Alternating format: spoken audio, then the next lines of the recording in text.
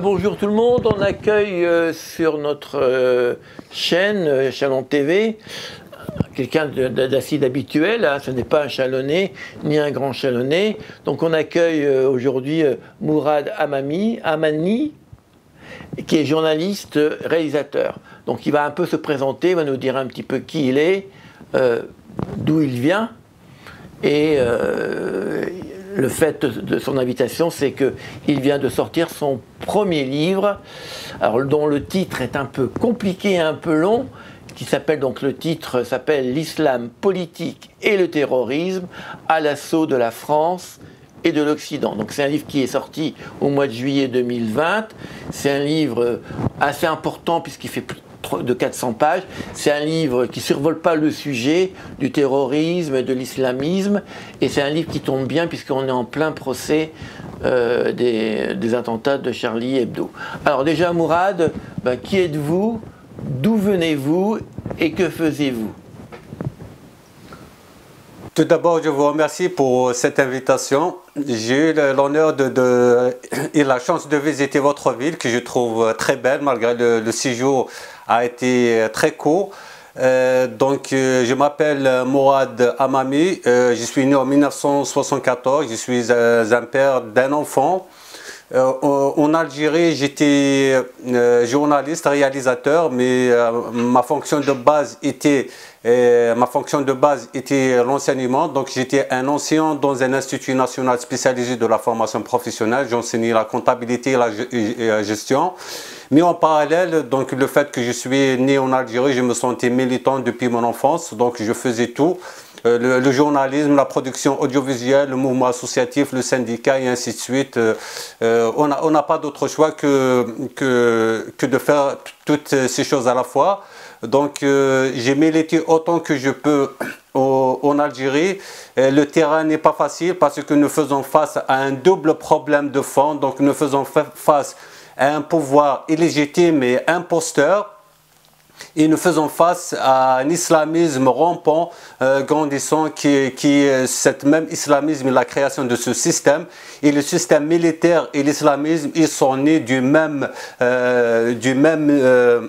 milieu qui est l'arabo-islamisme. Vous êtes algérien, mais est-ce que vous êtes plutôt pas kabyle?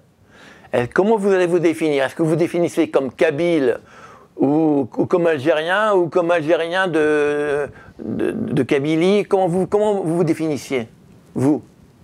Je me définis avant tout, par priorité, je me définis en tant que kabyle pour des raisons politiques claires, identitaires. Et je me définis algérien parce que entre notre Algérie et l'Algérie des autres, le regard il est tout à fait différent. Donc je sens que la Kabylie est le cœur palpitant de l'Algérie, même des hommes politiques du système le reconnaissent. Donc je me sens avant tout kabyle, berbère, puis algérien. Mais je ne peux pas trop dissocier ces trois choses-là. C'est tout cela qui fait ma richesse et ma diversité. Et votre volonté est d'avoir une Kabylie indépendante ou pas?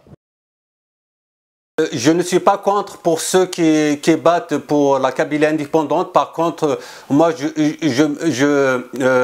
je lutte pour une Algérie qui sera à l'image de celle de la Kabylie, de l'Algérie rêvée par la Kabylie, parce qu'en Algérie, il y a plusieurs Algéries. Il y a l'Algérie du système imposteur, il y a l'Algérie des arabo-islamistes, il y a l'Algérie authentique qui est l'Algérie vue par la Kabylie, parce que je n'ai pas honte de le dire, la guerre d'Algérie, toutes les révolutions ont été menées presque par les Kabyles. Ils sont le cœur palpitant, ils sont le moteur principal de la Kabylie. C'est la Kabylie qui a mené en grande partie la révolution algérienne, mais juste quelques semaines après, s'est passé un événement majeur, important, qui est une contre-révolution. L'indépendance de l'Algérie a été confisquée entre les mains des vrais libérateurs, et tout ce qui s'est passé depuis août 1962, depuis septembre 1962, c'est une imposture. Je crois bien que vous avez réalisé un documentaire sur cette période où l'Algérie est devenue indépendante et que le pouvoir a été, comme vous venez de le dire, confisqué par une autre fraction. Ce n'est pas seulement un documentaire, j'ai réalisé plusieurs documentaires. J'ai réalisé en 2013 l'une des dernières de mes actions en Algérie. Je pense que cette dernière action que j'ai faite c'est elle qui m'a causé beaucoup plus d'ennui, où j'étais obligé quelques jours, presque en urgence, de quitter mon pays. J'ai réalisé une opération que j'ai appelée Opération Témoin de guerre. En espace de quelques mois, j'ai pu réunir plus de 1000 heures de témoignages. Donc j'ai recueilli plus de 250 témoignages de ceux qui ont participé à la guerre d'Algérie. Donc je m'intéresse à la guerre d'Algérie depuis mon enfance. Ce n'est pas que j'ai cette nostalgie de guerre. Je sais que la guerre d'Algérie est terminée il y a 60 ans. Je sais que la France coloniale est révolue, est abolie. Et je sais qu'il existe 3 Frances. Il y a la France coloniale qui n'est plus là. Et il y a la France en tant qu'État, comme tous les autres États, ils essayent de lutter pour leurs intérêts malgré les erreurs qu'ils font. Et il y a la France en tant que peuple français, c'est un grand peuple, c'est une grande civilisation et je suis fier d'eux. Donc en décembre 2013, pour des raisons politiques, suite à vos documentaires sur la guerre d'Algérie, vous venez en France, donc pour des raisons politiques. Et en France, qu'est-ce que vous faites depuis 2013 jusqu'à maintenant ? Je me sens toujours dans la peau d'un militant parce que je suis né avec ça. Donc ma double nationalité, le fait que je suis né en tant que Kabyle, je suis là pour la lutte. Donc autant que naître pour la Kabylie parce que je suis allé partout. Donc lorsque je suis arrivé en France, je n'ai pas perdu presque un jour. Au bout de 15 jours après, j'ai créé toute une plateforme de communication qui comprend une association de communication qui s'appelle Comculture, une web TV qui s'appelle RevMed TV, une radio internet, une radio web qui s'appelle Radio Libernet et un journal qui s'appelle Relais Média. Donc, mais mon manque d'expérience, mon manque de moyens, parce qu'à la fois je lutte pour mettre en place ces moyens et ma régularisation, j'ai pas pu, mais le journal Relais Média jusqu'à maintenant, il survit et la web TV, elle est encore là. Donc, j'étais ambitieux, je suis là, je suis pas là pour me réfugier et me taire. Je suis là pour continuer le combat d'une autre façon. Et vous vivez comment en France? Vous avez un métier, à part ce combat pour cette Kabylie? Est-ce que vous avez un autre métier de journaliste dans d'autres médias en tant qu'indépendant ou comment vivez-vous en France? C'était ma stratégie aussi en Algérie. Je n'ai jamais attendu que le journalisme va me nourrir. Donc je n'attends rien du journalisme parce que le jour où j'attends, c'est mon point de vue, je respecte les autres. Si on attend que le journalisme sera notre propre revenu, il est difficile d'être un journaliste libre. Donc le journalisme, je le mène en parallèle et ce que je gagne c'est bien, même si je perds, c'est pas grave. Mais la vie essentielle, je suis un salarié, je travaille dans le domaine de la sécurité, je travaille dans le domaine de la vidéosurveillance, dans un site important à Paris et c'est un site très animé, situé au cœur de Paris. Même ce site-là participe, il m'alimente chaque jour par l'inspiration parce qu'il y a du monde, il y a beaucoup d'observations à faire et je suis même, j'ai pu même en l'espace de 3 ans avoir 3 diplômes rien que sur place. En attendant, peut-être je vais changer de métier à l'avenir, je ne sais pas. Alors donc récemment, en juillet 2020, sort votre premier livre, Internet et papier, puisqu'il a été imprimé. Alors pourquoi avoir écrit ce premier livre? J'ai écrit ce premier livre, l'histoire remonte vers 2012, à peu près une année avant que je sois contraint de quitter précipitamment mon pays et le temps m'a donné raison, le climat de plus en plus se détériore.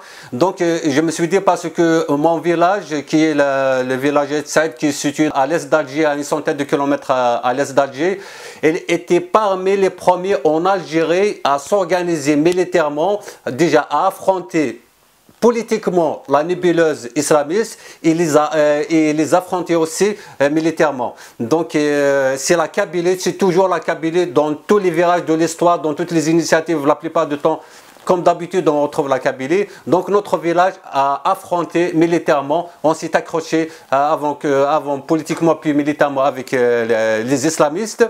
Donc avec le temps, je me suis dit que parce que j'ai vu que ça de près, moi-même j'ai vu que beaucoup d'attentats, j'ai vu des personnes mourir devant moi, j'ai vu des bombes exploser devant moi et ainsi de suite. J'étais témoin parce que j'étais aussi journaliste dans la région, donc j'étais au courant de tous les événements presque terroristes. Je me suis dit pourquoi il ne faut pas laisser cette page d'histoire partir. Donc j'ai commencé à écrire un livre. Le titre provisoire du livre était Algérie, 20 ans de terrorisme. Donc j'ai voulu parler au monde, j'ai voulu témoigner de ma région, de mon Algérie, comme quoi la Kabylie a été la première à prendre les armes pour faire face au terrorisme, avant la naissance même d'Al-Qaïda, avant même la naissance après de Daesh et ainsi de suite, et toutes les autres organisations. Donc à partir de là, déjà au moment où j'écrivais à Tixirt, je prenais note le soir comme ça dans la plage avec des amis. Donc le soir, lorsque je rentre, je ne suis pas sûr à ce que je n'aurai pas de problème en rentrant chez moi, parce qu'il y a toujours des embuscades, il y a toujours de faux barrages, il y a toujours des bavures. Donc au moment où j'écrivais déjà le terrorisme était là, était actif, ce que j'ai mentionné dans les livres. Puis en arrivant ici en France, j'ai continué en parallèle à écrire le livre. Le livre a vraiment commencé à prendre forme.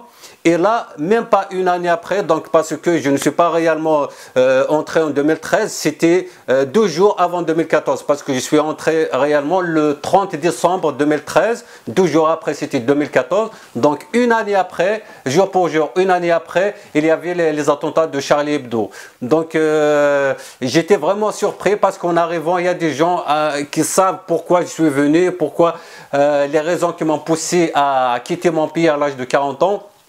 Donc ils m'ont dit, vous êtes en France, c'est un pays de Dawa, vous êtes protégé sur le plan législatif, sur le plan de loi, sur le plan de sécurité.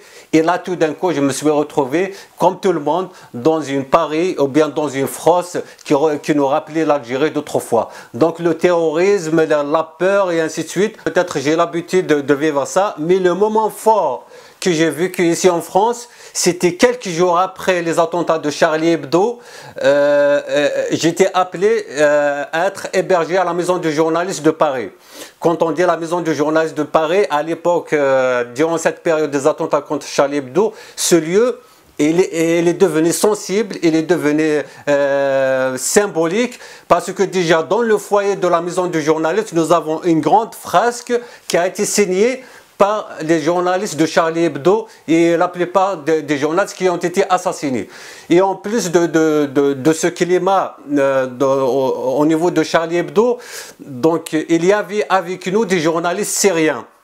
Et il y avait avec nous des journalistes syriens, particulièrement un couple. Ce couple-là, ils étaient les premiers à faire sortir, à faire révéler au monde les premières images de Daesh. Daesh, à l'époque, il avait sa capitale, Raqqa. C'est une ville de Syrie qui s'appelle Raqqa. Donc la femme, elle s'est déguisée, elle a mis un tchador, une tenue islamique, le voile intégral, elle a usé d'une caméra cachée, puis elle a fait sortir ses caméras.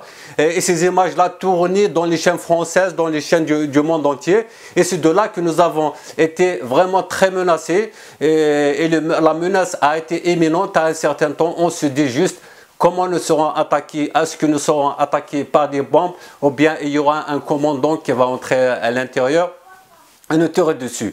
Donc tellement la peur elle est intense durant cette période. Je ne sais pas pour les autres, mais en ce qui me concerne, je dors le jour et je vais la nuit. Donc il est impossible presque de dormir, parce que il faut placer les choses dans leur contexte. À l'époque, la peur, vraiment, le danger était imminent.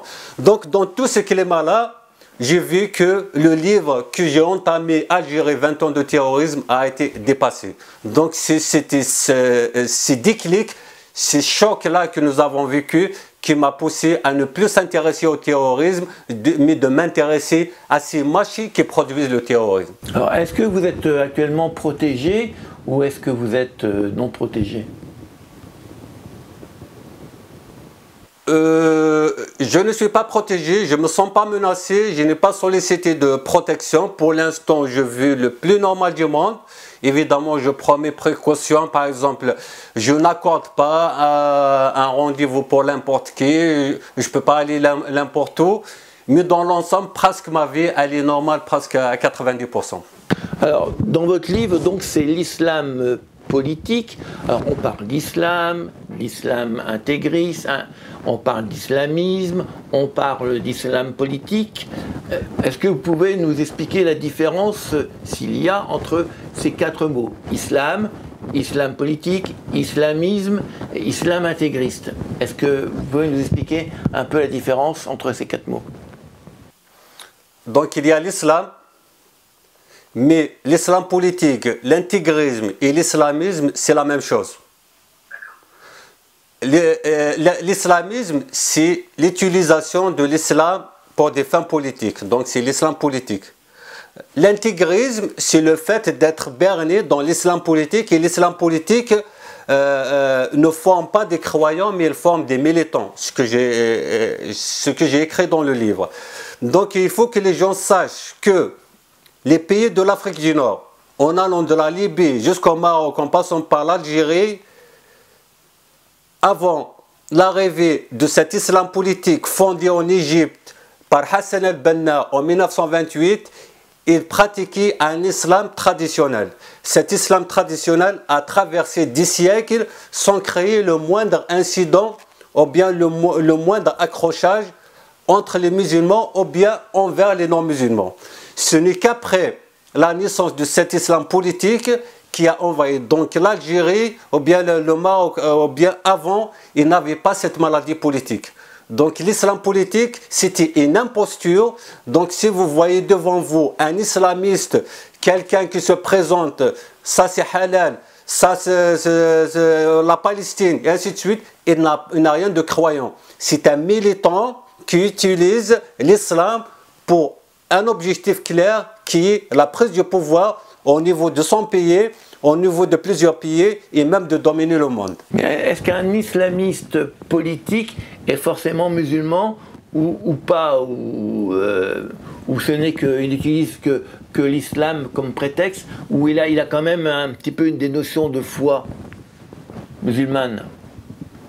Il n'y a pas une notion de foi parce que la foi déjà, c'est quelqu'un qui est pieux. C'est quelqu'un qui est ouvert, c'est quelqu'un qui ne veut pas se substituer à Dieu. Mais eux, ils se substituent à Dieu, ils imposent et se présentent comme étant les représentants de Dieu. Donc l'islamisme, avant tout, c'est une imposture au détriment de l'islam. Donc avant que le système n'accorde, et même la France coloniale avait ses responsabilités, avant que cet islam politique ne rentre en Algérie, il y avait en 1903, en juillet 1903, en été 1903, il y avait un document qui a été établi, un document secret de complot qui a été établi en Égypte. L'objectif, c'est d'envoyer une délégation en Algérie pour semer un ordre qui va lutter contre l'islam traditionnel algérien qui était entre les mains des Kabyles. Et comment le faire? C'est de le déclarer comme quoi l'islam algérien il est dépassé, l'islam algérien c'est une hérésie, l'islam algérien c'est du prosélytisme, c'est une déviation et ainsi de suite. Donc l'Algérie elle est passée de son islam traditionnel à l'islam politique comme l'ont été tous les autres pays. Et chaque pays qui passe de l'islam traditionnel à l'islam politique, c'est de vendre son âme au diable. Bonjour les dégâts, il n'y aura ni paix ni entente après. Est-ce que les islamistes politiques ont une culture musulmane ou pas du tout? Un petit peu quand même. Non, ils ont une culture musulmane, mais c'est comme si par exemple, moi j'apprends le français, ce n'est pas pour m'imprégner des grandes valeurs de la France. J'apprends le français pour tricher, pour berner les Français, pour voler les Français. Vous n'allez pas dire que je suis un francophone qui épouse les valeurs de la France. Donc un islamiste, il connaît il connaît par cœur. Au contraire, c'est pas seulement qu'il connaît par cœur, les citations de l'islam, après déviées à leur façon, ils les connaissent, ils deviennent des experts. Depuis 90 ans, depuis que Hassan el-Banna, le grand-père de Tariq Ramadan, a fondé cette organisation qui s'appelle les Frères musulmans, depuis 90 ans, ils n'ont pas créé un vélo, ils n'ont pas créé une machine à laver, ils n'ont rien fait de technologie, de savoir-vivre. Ils ne font que cultiver la rhétorique et dégager des réflexions pour tromper l'individu, tromper la famille, tromper la société, et l'idée globale était de dominer le monde. Et je précise que ce mouvement, il est né entre les deux guerres, c'était à la même période de la naissance du fascisme en Italie, du nazisme en Allemagne, et il y avait des liens directs entre cette organisation des frères musulmans et Hitler. Et donc ils ont la même philosophie, ils étaient des alliés. Hitler a été détruit, aboli, mais jusqu'à maintenant les frères musulmans, je vois que la plupart les applaudissent d'une manière directe ou indirecte, et c'est très inquiétant. Donc pour vous, les frères musulmans, on peut les caractériser comme des fascistes? Absolument, c'est des fascistes. Et en Égypte actuellement, ils sont encore présents, ils ont encore un poids en Égypte ou pas actuellement? Oui, l'Égypte, c'est là où il y a eu cette naissance de cette organisation des frères musulmans. Après les différentes répressions qui ont eu lieu, la première répression, je pense que c'était en 1956, lorsqu'il y a eu divorce avec les militaires, parce qu'ils se sont associés avec les militaires, un groupe de militaires, des officiers libres qu'on appelle à l'époque, pour renverser le roi Farouk. Ils ont installé un système militaire, puis les militaires ont trahi les frères musulmans. Donc ils ne peuvent pas, parce qu'ils n'ont pas la même vision des choses, malgré que les deux systèmes, ils sont pourris. Donc après, depuis 1953, jusqu'à 1956 jusqu'à maintenant, il y a eu plusieurs vagues de répression. Vu la dernière répression, c'était l'arrêt du processus, ou bien le renversement du dernier président islamiste qui s'appelle Morsi. Donc cette répression a poussé les frères musulmans à s'exiler vers les pays de la région. Et c'est de là que, à partir de ces exils, que est née l'idée de dominer le monde, l'idée de l'international islamisme. Ils ne se contentent pas de l'Égypte, ils veulent dominer le monde. Actuellement, leur pays d'adoption, c'est le Qatar. Donc, dans tous les pays, par exemple, la Syrie et l'Irak, ils ont envoyé des parties de la population, mais au Qatar, tellement il était à l'époque, même jusqu'à maintenant il est petit, c'est un pays de 40 000 habitants, ils n'ont pas seulement conquis la population, ils ont conquis aussi la famille royale. Donc aujourd'hui, l'État du Qatar, c'est un État des frères musulmans, et tous, la plupart de l'argent qu'ils utilisent, parce qu'ils roulent sur des milliards de dollars, donc il provient du Qatar, et actuellement il y a aussi la Turquie qui s'associe et l'Iran qui s'associe à leur projet de vouloir dominer le monde. Et est-ce que les groupes islamistes terroristes comme Daesh, tout ça, est-ce qu'ils sont issus des frères musulmans, ou c'est encore une autre déviance de ces musulmans, de ces islamistes? C'était l'objectif de mon livre. Je ne vous cache pas que mon livre, je l'ai refait 3 fois. Moi-même, je ne savais pas l'ampleur de cette organisation, l'ampleur des tentacules de cette confrérie. Donc, le livre démontre clairement, avec des noms, des dates et des lieux, le lien direct de l'organisation des frères musulmans avec toutes les organisations politico-islamistes et militaires, ça veut dire terroristes, dans le monde. Le lien est fait. Et avec l'Arabie Saoudite, il y a un lien ou pas, pour vous? Parce que vous parlez du Qatar. Oui, il y a une différence. L'Arabie Saoudite, elle est 50 fois moins dangereuse que les frères musulmans. L'Arabie Saoudite, parce que les frères musulmans, avant tout, Hassan el-Banna, il a réuni tous les ingrédients qui existent depuis Ibn Taymiyyah, depuis Abdel Wahhab qui a créé le wahhabisme. Il a réuni tout ça donc, pour créer un mouvement politique. Parce que jusqu'avant, il y avait la théologie, il y avait cet intégrisme, il y avait ce fondamentalisme. Mais il lui manquait un élément essentiel qui est l'élément politique. La stratégie politique et comment dominer le monde. Donc les frères musulmans lui ont rajouté ça. Et c'est pour cela que nous allons trouver aujourd'hui, ce n'est pas les frères musulmans, ce n'est pas un islam intégrisme qui se contente d'une localité. Il avait cette idée d'expansion, il avait cette idée de dominer le monde. Par contre, le wahhabisme, il se contente de rester dans son pays, de garder, de sauvegarder son pays. Mais les frères musulmans, ils ont l'idée de dominer le monde. Donc, mais ces derniers temps, il y a plein de bons signes qui viennent de l'Arabie Saoudite parce que actuellement, s'il y a une guerre froide entre le bloc Est et le bloc Ouest, ça veut dire entre les États-Unis et leurs alliés et la Russie et ses alliés, il y a aussi une énorme guerre froide entre l'Arabie Saoudite et l'Iran.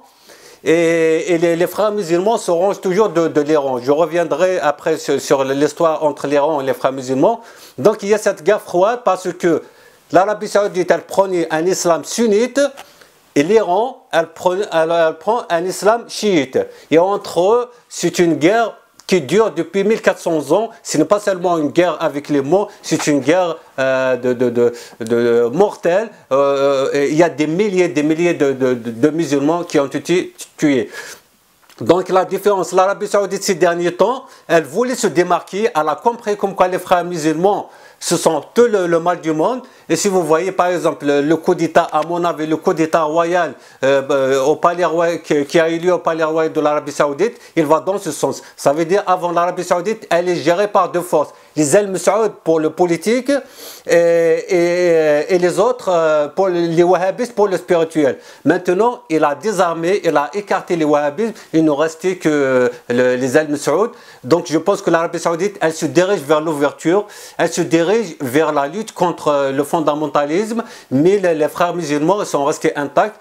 Et pourquoi j'ai parlé la relation entre l'Iran et les frères musulmans, dans mon livre je l'ai cité, sans les frères musulmans, il n'y aura pas de révolution iranienne. Donc actuellement, il y a une grande complicité à la fois entre l'Iran et les frères musulmans, entre les frères musulmans, le Qatar et la Turquie. Est-ce que les frères musulmans se revendiquent chiites, sunnites ou rien du tout? Les frères musulmans, dans leur définition de base, c'est du sunnite. Ça veut dire qu'ils suivent la ligne sunnite. Mais les frères musulmans, c'est des experts en manipulation et en récupération. Ils s'adaptent à toutes les situations. Si par exemple les frères musulmans vont voir demain, ils vont voir dans la consommation de l'alcool, c'est quelque chose qui peut leur apporter des dividendes politiques et faire avancer leur projet, ils vont déclarer d'une manière ou d'une autre comme quoi l'alcool c'est halal, donc maintenant il est autorisé à faire de l'alcool. Ça c'est juste pour vous illustrer. Donc mais les frères musulmans, ils ont un pied chez les sunnites, ils ont un pied chez les chiites, ils ont un pied dans le fondamentalisme, un pied dans la modernité parce qu'ils ont une seule obsession, c'est de dominer le monde. Ils ont une seule obsession, c'est de réhabiliter l'Empire ottoman qui a été aboli en 1922.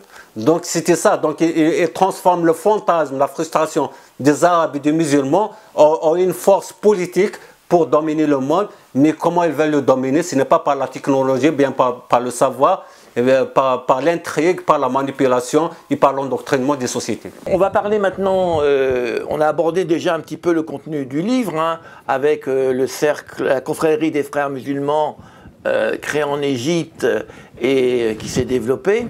Donc maintenant, est-ce que tu peux nous développer un petit peu le contenu de ton livre par rapport à la France, puisque ton livre, je rappelle, s'appelle « L'islam politique et le terrorisme à l'assaut de la France et de l'Occident ». Donc on a vu l'impact de la confrérie des frères musulmans en Égypte, en Algérie, etc. Maintenant, comment ça se passe par rapport à l'Europe et à la France? J'ai parlé de la France parce que c'est là où je menais la base de l'étude, c'est là où a démarré ma volonté en quelque sorte de réaliser ce livre. Mais ce qui est bien dans ce livre, j'ai fait le lien entre les attentats en France et la Révolution française de 1789. Tout est lié. Donc tout à l'heure, on a parlé, on a dit que les frères musulmans luttent contre la francophonie. ils développent, ils cultivent à outrance un sentiment anti-français. Même si vous le trouvez comme quoi il est islamiste, plutôt il est là en France, il bénéficie de tous les avantages de la France en matière de liberté, en matière de social, en matière de politique, mais du matin au soir, il ne fait que dénigrer cette France. Il est là, il vit en France, mais il lui tire dessus. Pourquoi? Donc parce que les frères musulmans savent bien comme quoi la chose, l'événement planétaire qui a provoqué le début de l'effondrement du dernier califat islamique qui était l'Empire ottoman, c'était la révolution de 1789. La révolution de 1789, elle a donné naissance à un document révolutionnaire, à un document très moderne, très développé, qui est la charte nationale, la charte française des droits de l'homme et du citoyen. Donc après, ce n'est qu'après plus d'un siècle que naît symboliquement la charte des droits de l'homme de l'ONU. Donc cette charte des droits de l'homme, elle est incompatible, c'est l'antithèse de la philosophie du projet politique des frères musulmans. Parce que, entre autres, je ne la connais pas par cœur, mais je connais les grandes lignes, la déclaration française des droits de l'homme et du citoyen dit que les citoyens sont nés égaux. Elle privilège la liberté du culte, la liberté de conscience. Donc, elle donne naissance à la citoyenneté. Or que le projet prôné par la confrère des frères musulmans, des islamistes en général, ils sont contre l'idée de la liberté, ils diabolisent la liberté. Pour eux, il n'y a pas de citoyen, il y a du sujet. Je reviens à mon point de départ. Excuse-moi. Donc, est-ce que les frères musulmans en veulent plus aux Français qu'aux Américains à cause de cette déclaration universelle des droits de l'homme? Ils veulent beaucoup plus en France. Si vous avez, par exemple, vous avez remarqué leur base, donc j'ai parlé dans le livre, ils ont partagé le monde en 4 secteurs. Parmi les 4 secteurs, il y a le secteur de l'Occident. Le secteur de l'Occident, la capitale de leur secteur de l'Occident, ils ont choisi que ce soit Londres. Actuellement, ils sont très actifs à Londres, mais à Londres, ils sont discrets pour ne pas attirer leur attention le temps d'avancer les choses. Mais ils tirent énormément sur la France parce que la France, elle les dérange parce que c'est un pays de valeurs, c'est un pays des droits de l'homme, c'est un pays de justice. Donc, alors, c'est contre leurs idées fascistes. Donc, j'ai dit que lorsqu'il y a eu la naissance après la Révolution française, le monde découvre une autre forme du monde, un nouvel ordre mondial, une autre manière de gouverner, et ainsi de suite. Donc, ce sont ces idées-là qui sont propagées par la suite dans la Grèce. Et la Grèce était à l'époque sous l'emprise, sous la domination de l'Empire ottoman. Il y a eu le déclenchement des événements qui s'est transformé en révolution, puis il y a eu l'intervention des 3 empires européens, à savoir français, britannique et russe, et en 1831, l'Empire ottoman a été contraint de signer en France, je pense à Versailles, si je ne me suis pas trompé, il a été contraint d'accepter l'indépendance de la Grèce. Après, derrière la Grèce, il y a successivement d'autres pays qui se sont détachés de l'Empire ottoman, des Balkans et ainsi de suite, presque jusqu'à ce qu'il perd toute son influence, tous ces territoires du côté de l'Europe, jusqu'à son effondrement avec l'avènement de la Première Guerre mondiale. Donc la France est le grand coupable? C'est le grand coupable à leurs yeux. C'est comme un délinquant qui a toujours peur de la police et de la justice. D'accord. Alors donc, en France, comment ça se passe l'islamisme? Comment ça s'ancre? Comment ça se développe? Puisque le but, comme tu nous l'as expliqué, un des frères musulmans, c'est de prendre le pouvoir, hein, le vrai pouvoir. Donc comment ils agissent, comment ils font, et la place des attentats là-dedans? Les attentats en France, les premiers attentats ont eu lieu en 1994 puis en 1995, mais avant il n'y avait pas. La première pénétration politique, la première implantation de l'islam politique, bien de l'islamisme en France, ça a été en 1983. À partir de 1983, pour la France, ils ont créé par exemple ce qu'on appelle l'IOF. C'est l'Union des organisations islamiques en France. Vous allez trouver aussi l'Union des organisations islamiques en Belgique. Et dans toute l'Europe, ils ont créé ce qu'on appelle la Fédération des organisations islamiques en Europe.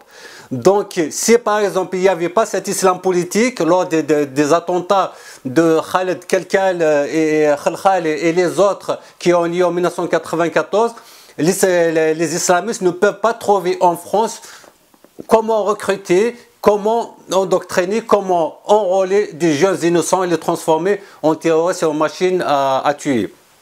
Et depuis, les frères musulmans, ce sont eux qui sont la base, qui sont l'école, le fondement de l'islamisme et du terrorisme, mais ils se démarquent toujours des terrorismes parce que les commanditaires se comportent toujours en diplomate avec col blanc.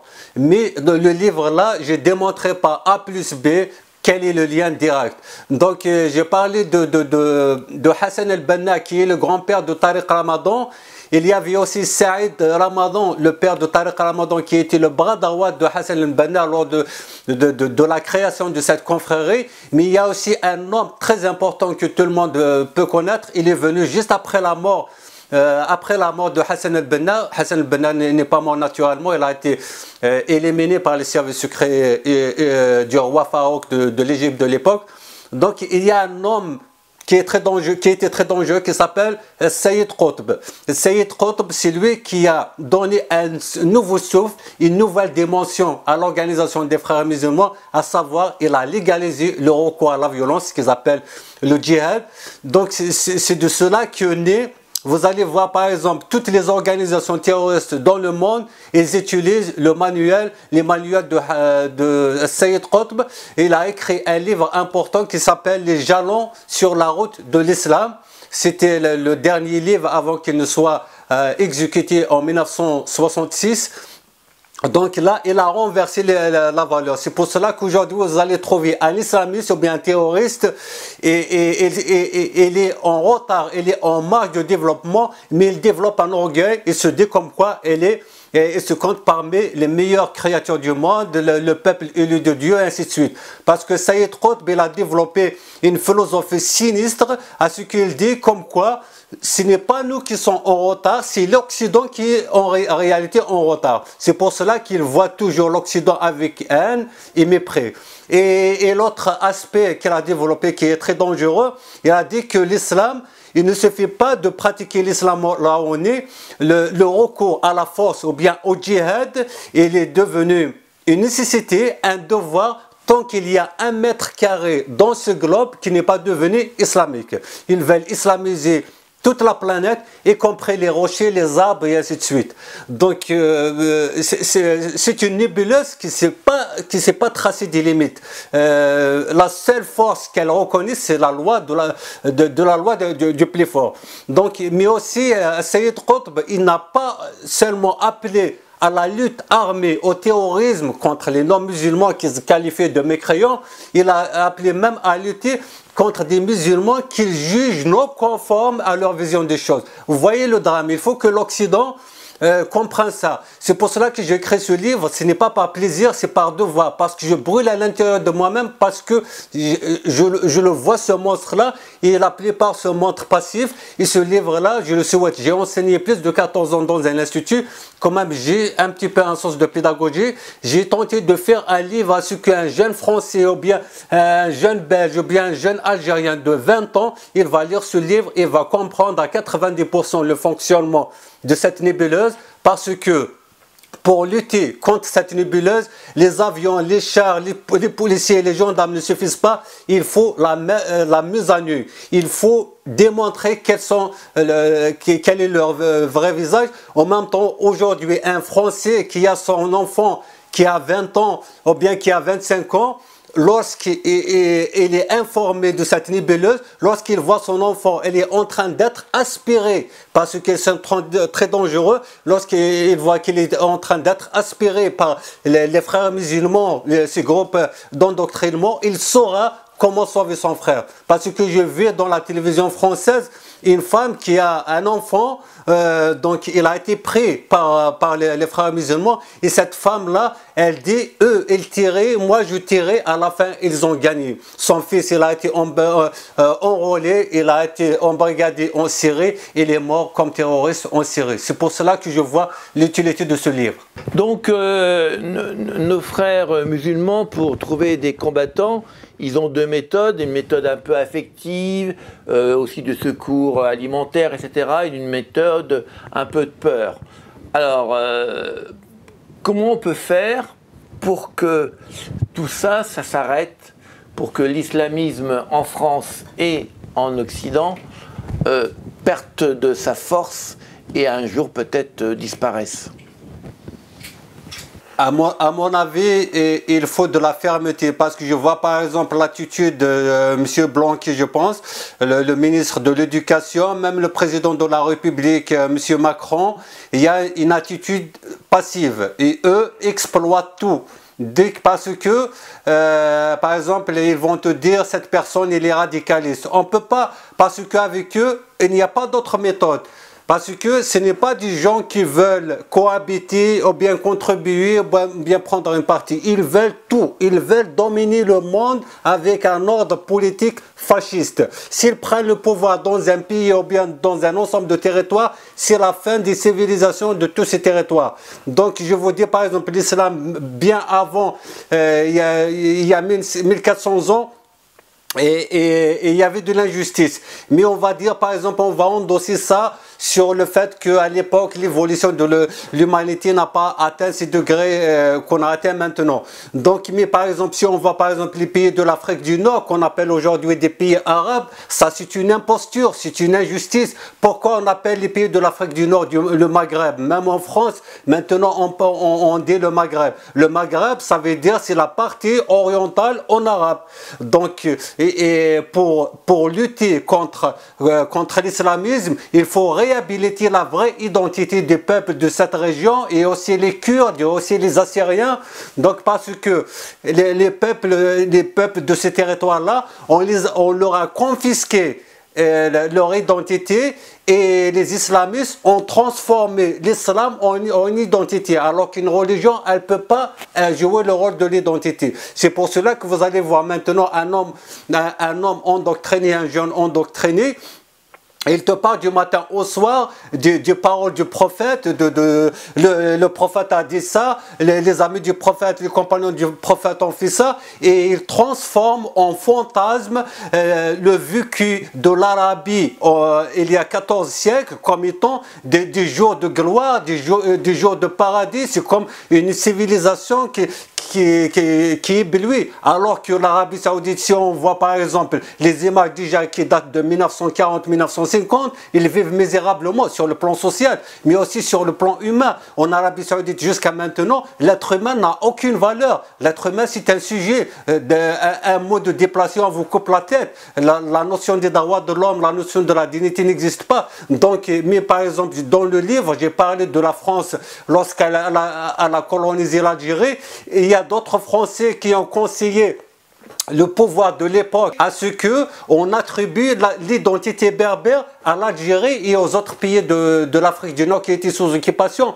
Mais le roi à l'époque, il voulait créer un royaume arabe. Il a décidé qu'il a contribué pour que l'Algérie aura une identité arabe, et voilà les conséquences. Alors que par exemple, modifier l'identité d'un être humain, c'est comme pour un enfant, on va lui enlever sa mère, on va lui donner une autre mère. Il ne va pas se retrouver, ça répercute sur sa psychologie, sur son comportement. Il est tout le temps en quête de repères.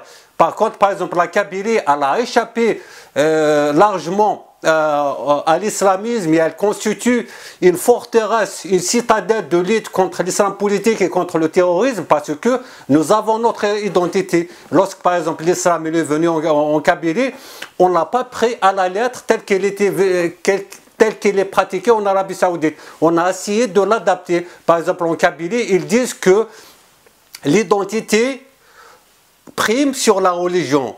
Ils disent aussi le travail prime sur la prière. Ça, c'est des fondements de base. C'est pour cela que vous allez trouver, par exemple, au Kabylie, c'est l'une des régions au monde où il y a la laïcité malgré la religion.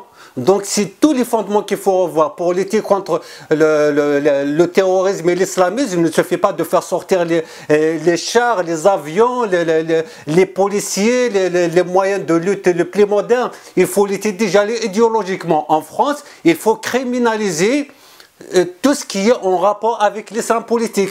Parce que je vous donne un exemple. En 1983, il y a eu la première pénétration de l'islam politique en France. Je défie quiconque qui va me donner un seul incident qui a eu lieu en France en relation avec la religion de l'islam avant 1983. Et je défie quiconque de me montrer en Algérie avant 1980, 1978-80, de me montrer une seule femme en Algérie qui porte le hijab, de me montrer un seul homme qui porte la barbe. Donc tout cela n'est pas tombé du ciel. Il n'est pas en relation directement avec l'islam. L'islam, il a ses défauts, il a ses insuffisances. Mais le malheur, c'est cet islam qu'on a monopolisé, qu'on a instrumentalisé, qu'on a transformé en une machine de domination, de conquête du monde et de l'asservissement des sociétés. Si j'entends bien, il y a deux combats menés. Il y a un combat mené dans les pays comme l'Algérie, comme le Maroc, comme la Syrie, pour leur rendre leur vraie identité. Et il y a un combat à mener en France avec les jeunes musulmans qui se laissent happer par la doctrine des frères musulmans. C'est bien ça? Oui, oui. Par exemple, moi j'arrive en France. Je me sens gêné, je me sens révolté à l'intérieur de moi-même. Je dois expliquer, je dois crier que je ne suis pas un arabe. De quel dawa vous allez faire de moi un arabe? Je respecte les arabes, je respecte la langue arabe, mais faire de moi ce que je ne suis pas est une injustice, est une atteinte à la dignité, à ma dignité. Comment vous allez me dire que je suis arabe? Je ne connais pas l'arabe, mon père ne parle pas arabe, ma grand-mère ne parle pas arabe, dans notre village nous ne parlons pas arabe, dans notre région nous ne parlons pas arabe. On n'a rien à voir avec la civilisation arabe et la culture arabe qu'on respecte à leur juste valeur. Donc, lorsque vous essayez, vous contribuez à ce que l'Algérie, elle est arabe. Vous lui donnez une identité arabe. Et l'islam ou bien les islamistes, ils ont fait de l'arabe, ce n'est pas une langue comme toutes les autres. Ils la présentent comme une langue sacrée en relation avec Dieu. C'est pour cela qu'on a parlé de l'arabisme et de l'islamisme. L'islamisme, c'est l'islam politisé, l'arabisme c'est l'arabe politisé. Sinon par exemple vous prenez l'arabe des islamistes, l'arabe par exemple de la chaîne de télévision Al Jazeera, c'est une chaîne qatari, c'est une chaîne des frères musulmans. L'arabe que vous allez entendre dans la chaîne Al Jazeera, ce n'est pas le même arabe que vous allez entendre dans la chaîne de France 24 ou bien d'Euronews. Donc c'est pas un problème de langue, c'est un problème d'instrumentalisation de la langue. Alors c'est quoi les vrais pays arabes, pour rappeler à nos téléspectateurs qui pour eux tout ce qui est en Afrique, au Maghreb par exemple, c'est les Arabes. C'est quoi les vrais pays arabes? C'est quoi la vraie civilisation arabe? Elle concerne quel pays? La vraie civilisation arabe, elle est dans la péninsule arabique. On compte maintenant le Yémen, l'Arabie Saoudite, le Qatar, le Koweït. Au-delà, c'est des pays arabisés. Ce n'est pas ils sont arabisés par exemple par l'influence positive, parce que ils sont arabisés sous la force, sous la domination, parce que l'islam, lorsqu'il prenait l'islam, il le transforme sur place en une force de domination et d'effacer les autres civilisations, parce que l'arabisme et l'islamisme, il existe sur les décombres des autres civilisations. Parce que je n'ai pas entamé la jeunesse de l'islam, ça ne m'intéresse pas l'islam. Ce qui m'intéresse, c'est de mettre l'islam dans un cadre des libertés individuelles, d'imposer la laïcité. Il ne faut pas avoir honte de parler de la laïcité. Si la France, les États-Unis, l'Occident ont avancé, parce que leur pétrole, c'est la laïcité. Tant que ces pays de l'Afrique du Nord instrumentalisent la religion, quand vous voyez à la constitution algérienne, l'article 2, l'islam et la religion de l'État, depuis quand un État va avoir une religion? L'État, ce n'est pas une personne, c'est une organisation morale, elle ne doit pas avoir de la religion. On ne peut pas définir un État sur la base de la langue ou bien sur la base de la religion, ça c'est une absurdité, mais les gens, ça ne veut pas dire qu'il manque d'intelligence, les gens qui ont imposé ça. Ils savent comme quoi pour endoctriner le peuple, pour endormir le peuple, il faut utiliser la religion. Donc le problème, il est global. Avant, il n'y a que nous qui souffrons, mais depuis 2001, nous avons vécu le terrorisme à huis clos. Depuis 2001, le monde entier découvre le terrorisme. Après l'arrivée de Daesh, après Al-Qaïda, c'est Daesh, c'est la suite d'Al-Qaïda. Il y a eu une autre découverte d'une autre violence encore plus élevée. Et maintenant, derrière cette violence, le monde commence à découvrir le magma, la force cachée qui produit cette même violence. Cette force cachée, elle s'appelle l'Organisation des Frères musulmans, une organisation secrète tentaculaire présente dans 80 pays du monde et née il y a 90 ans en Égypte. Alors qu'est-ce qu'on peut faire en France pour que cette organisation vieille, puissante, secrète, perde de son influence et qu'il y ait de moins en moins de jeunes qui deviennent islamistes? Il faut criminaliser, il faut arrêter ça par la force de la loi. Il faut pas, l'islam, on peut le laisser en tant que religion sans le toucher. L'arabe, on peut la respecter en tant que langue. Mais dès que, par exemple, il y a constatation de déplacement de l'islam en tant que religion vers l'islamisme, il faut sanctionner sans pitié. Il faut sanctionner de manière déterminée. Ce n'est pas parce que c'est du radicalisme, parce que c'est comme si vous êtes médecin, il y a quelqu'un qui présente une gangrène et vous avez peur et il vous fait pitié. S'il vous fait pitié, vous allez le perdre. C'est la même chose. L'islamisme ne recule pas. L'islamisme, ce ne sont pas des gens de bonne foi. Ce ne sont pas des gens qui sont là pour cohabiter. Ils sont là pour mener les démocraties occidentales. Ils vont créer, ils pensent par deux étapes. La première étape, ce qu'on appelle Tawtin. Tawtin, ils vont créer ce qu'on appelle le séparatisme. Maintenant, ces derniers jours, ils ont lancé un débat sur le séparatisme religieux, ou bien des enclaves islamiques. Donc, on peut imaginer la région de Saint-Denis, d'ici 50 ans, d'ici 60 ans, on va trouver la République islamique de Saint-Denis. C'est pas étonnant. Donc, Morad, on a compris que l'adversaire ne se limite pas à Daesh et à Al-Qaïda, qu'il est beaucoup plus fort, beaucoup plus discret, beaucoup plus infiltré, qu'il faut le combattre à la fois dans les pays, mais aussi en France et en Europe. Et d'après toi, est-ce que les mosquées ont un rôle à jouer là-dedans, ou est-ce qu'elles sont aussi dans cette mouvance des frères musulmans? Les mosquées, par exemple, si on prend par exemple la mosquée de Paris, elle est épargnée. Mais il y a d'autres mosquées qui sont sous le contrôle des frères musulmans. Mais aussi les frères musulmans, ils ne sont pas obligés de se contenter d'une mosquée classique. Ils peuvent ouvrir un local dans une cave, ils vont le transformer en mosquée. Ils n'ont pas besoin parce qu'ils ne sont pas là pour diffuser la religion. Ils sont là pour diffuser une idéologie, un programme et un ordre politique. Donc pour contrôler, déjà il faut contrôler ces mosquées. Il faut que la France va opter, au lieu de dire l'islam de France et ainsi de suite, il suffit qu'elle dise l'islam traditionnel. L'islam traditionnel, par exemple, qui prévaut en Algérie avant l'arrivée de cet islam politique, qui prévaut au Maroc, en Tunisie et en Libye. C'est un islam tolérant, ouvert, inoffensif. Nos arrière-grands-pères étaient là avant et depuis la Première Guerre mondiale. Il n'y avait aucun incident en France enregistré en relation avec le religieux. Et un musulman, il s'intègre, et il accepte l'autre, il est tolérant, il assume bien son islamité. Mais par contre aussi, il faut faire attention, il faut contrôler le flux des finances. Je veux vous donner par exemple, qu'est-ce qu'ils font en plus, parmi les moyens d'infiltrer la République, ils sont en train de créer en masse des écoles privées musulmanes. Surtout la première école, j'ai parlé longuement de ça dans mon livre, la première école qui est créée en ville d'Ascq à Lille, elle a été créée en réaction à la loi de 2004, là où il y a l'instauration de l'interdiction du signe ostentatoire, en faisant allusion évidemment au hijab ou bien au voile islamique.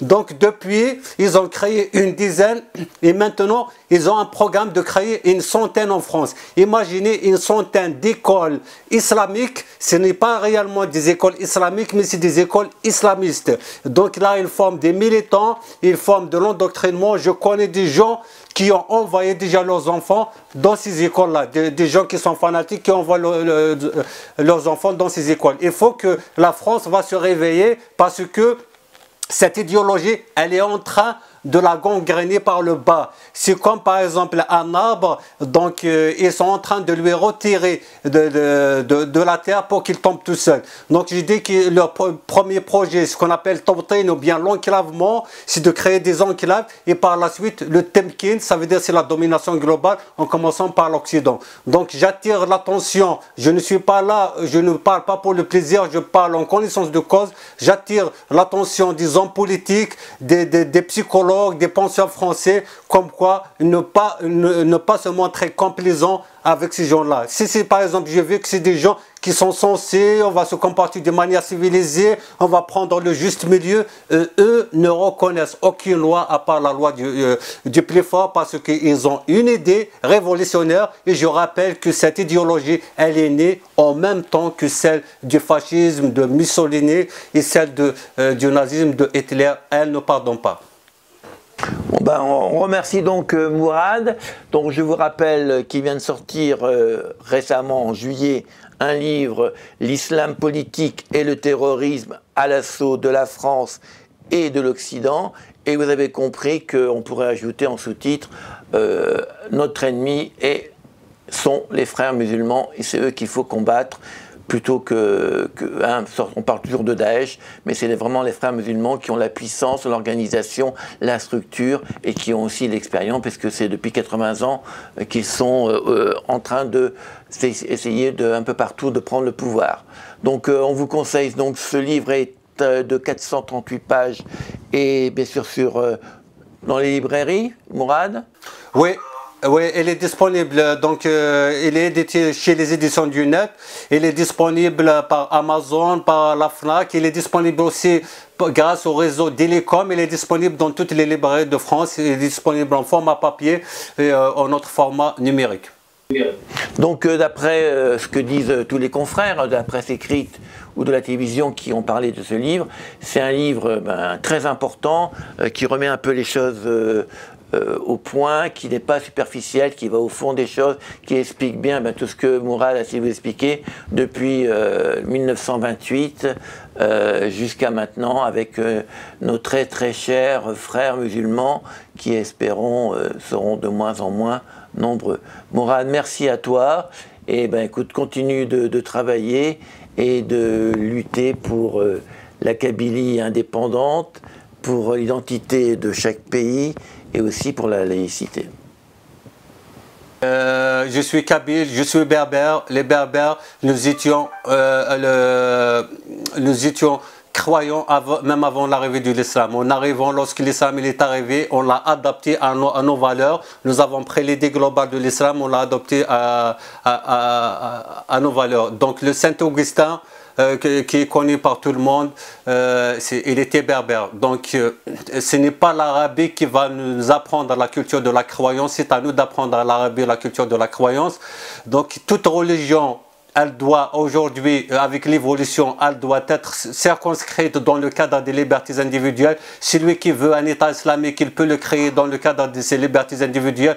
Au-delà de sa personne, ce n'est plus son territoire. Donc ça sera suffisant comme cela. Pour développer un peuple, pour développer un pays, il faut que ce peuple va s'appuyer sur sa vraie identité, sa vraie dimension culturelle et civilisationnelle. Moi, je suis berbère et je sais que notre civilisation elle a rayonné sur toute la Méditerranée et avant d'être écrasée par cette nouvelle nébuleuse, et je sais qu'elle va revenir. C'est pas l'islam qui pose problème, c'est l'islamisme. C'est pas l'arabe qui pose problème, c'est l'arabisme. Je vous remercie pour l'invitation. J'espère qu'on aura d'autres occasions d'en parler un peu plus.